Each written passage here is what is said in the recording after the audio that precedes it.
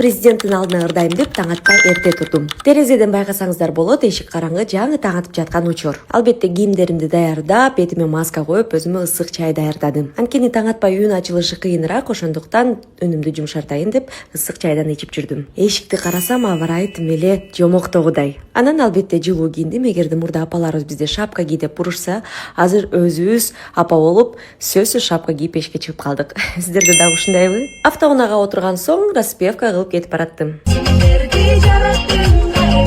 Филармонияга келсем, укмуштагыдай сахна, 200дөн ашык бийчилер, актерлор, чоң команда албетте иштеп жатыптыр, а мен болсо гримеркама кирип даярданып баштадым. Негизи мен ушундай образ даярдагам, башыма пилотка кийип чыгайын дегем, бирок бул жерде уюштуруучулар бүгүн деген жаңы жылда болушунча жалтыраак аяз кыздын образына чык деп, дал ушундай образ менен чыкмай болдум. Сиздердин оюңуздар кандай? Жакшы жарашып турбайбы бүгүнкү образым? Сахнага саналуу мүнөттөр калды, акыркы репетициямды кылып койдум.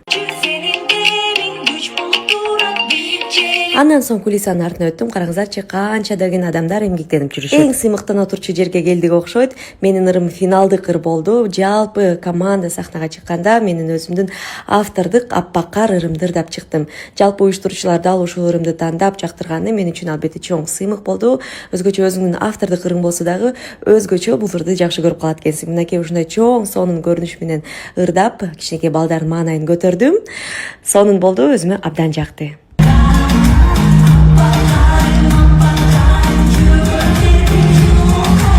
Президенттик балаты соңуна чыкты. Сонун таланттуу кичинекей балдарыбызды көрүп, дагы да болсо абдан сыймыктандым. Баардык кичинекейлерди жаңы жылыңыздар менен деп куттуктап кетмекчимин. Андан кийин филармониянын столовойуна кирип, сонун даамдуу тамак жеп үйүбүзгө кеттик.